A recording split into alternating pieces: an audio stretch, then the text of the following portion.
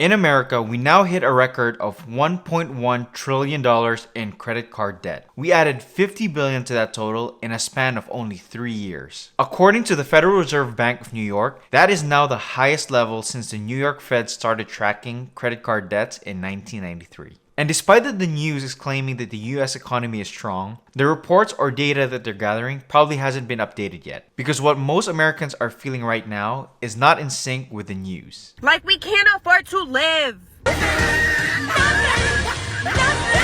Laundry detergent, deodorant, and toothbrushes, 5 items. $51.05.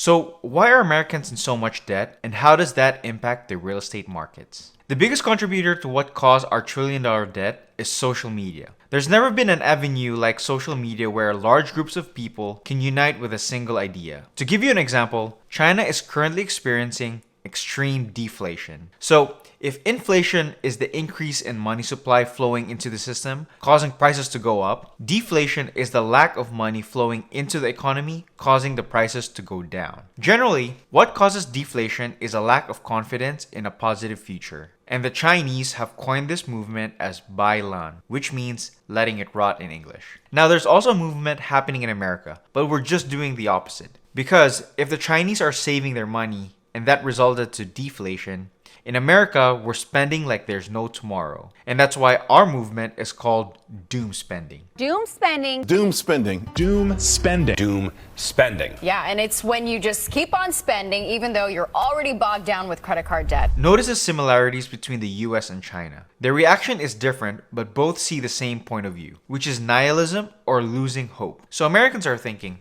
there is no way I can save enough money for a down payment because houses are just way too expensive, so why even bother trying? I'd rather buy the things I can afford now and enjoy life. Look at this chart. Credit card balances normally decrease after the holidays because consumers pay down their debt. But this time, the balances continue to rise. According to Bankrate, close to 50% of cardholders are carrying a balance or just paying the minimum balance. For those of you who don't know, you should always pay the entire amount because you'll start accruing interest on that balance. That rule is more important now than before because APR rates are incredibly high right now, as high as 24%. To put that in perspective, if your balance is $5,000 with an APR of 24% and you're only paying roughly 2% of the balance, it will take you 11 years to pay off that debt with $9,000 in interest payments. And when a person overburdens himself or herself with debt, it's only a matter of time when they can no longer make the payments. According to the New York Fed, the 90-day delinquency for credit cards rose to 9.7%. Now, when someone stops making payments on their credit card, or worse if the account is in collections, that could have a big impact on that person's credit score. So you might say that if I don't have plans on applying for a loan to buy a car or a house, then my credit score shouldn't matter, right? Well,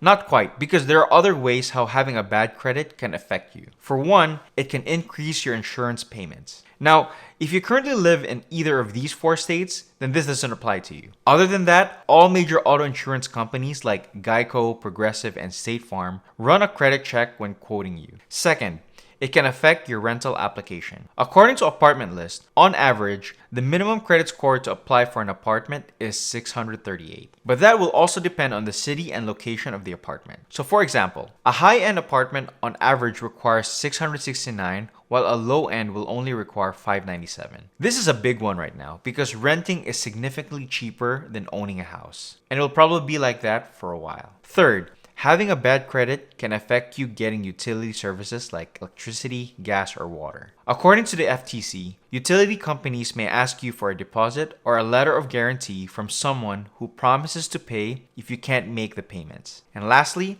it can affect your job application. It's normal for employers to run a credit check, especially if you're applying for jobs that are in finance, a job that deals with sensitive information, or a managerial position. To be clear, your employer will not see the 3-digit score, but they'll be able to see the factors that contribute to the score, like payment history or any derogatory remarks. So, how do credit cards affect the housing market? In my opinion, there are 2 ways. First, the last video I made was about the auto loan crisis and how it can start a housing market collapse. But in actuality, credit cards are the first domino. Because if a person is overburdened with credit card payments, they won't be able to pay their auto loans. And when the vehicle gets repossessed, they won't be able to pay their rent or their mortgage. Second, hypothetically, let's say in the next Fed meeting, Jerome Powell and his team decide to drop the interest rates, and we have enough inventory of houses. How many people would be able to buy a house? Based on the data we just covered in this video, how many can qualify for a loan? How many have enough money to cover the down payment? When according to bank rates, half of Americans have $500 or less in savings. I know this sounds really bad, but there is a good side to using debt. See, debt is like a firearm or a car. If you don't learn how to use it properly or underestimate it, you can hurt yourself or the people around you. But when used correctly though, especially in the real estate space, debt has the power to change not only your life, but an entire community. And that is why I think you should watch this video next, where you can find out how not using debt is actually hurting your financial growth.